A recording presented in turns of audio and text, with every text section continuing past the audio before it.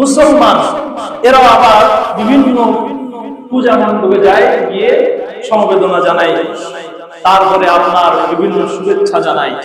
আমার মুশরিকরা নাজাস, নিশ্চয় মুশরিকরা হলো অপবিত্র। মুশরিকরা যারা আল্লাহর সাথে শিরক করে কারা? যারা আল্লাহকে মানে না, অন্য ইলাহকে মানে, ভগবানকে মানে, আর বিভিন্ন ঈশ্বরকে মানে, গাছের পূজা করে, তারপরে সাপের পূজা করে, ব্যাঙের পূজা করে, আরো কত কিছু পূজা করে। নিশ্চয় মুশরিকরা হলো অপবিত্র, তারা পবিত্রই না। রাসূল সাল্লাল্লাহু আলাইহি ওয়াসাল্লাম কতবার বলেছেন, খালিদুল ইয়াহুদ ওয়ান নাসারা, ইহুদি এবং খ্রিস্টানদের বিরোধিতা করো। আর আজকে আমরা ইহুদি এবং খ্রিস্টানদের সাথে মিশে যাচ্ছি, তারাও নাকি আমাদের ভাই। প্রশ্নই ওঠে না, একজন মুসলিম আরেকজন মুসলিমের ভাই, আল মুসলিম আখুল মুসলিম, একজন মুসলিম আরেকজন মুসলিমের ভাই। একজন মুসলিম কখনো একজন মুসলিমের ভাই হতে পারে না, অসম্ভব। আচ্ছা, কোন হিন্দু বলতে পারবেন কোন মাহফিলে উপস্থিত হয়? বলতে পারবেন? কোন মসজিদে আসে? কোন হিন্দু মসজিদে আসে?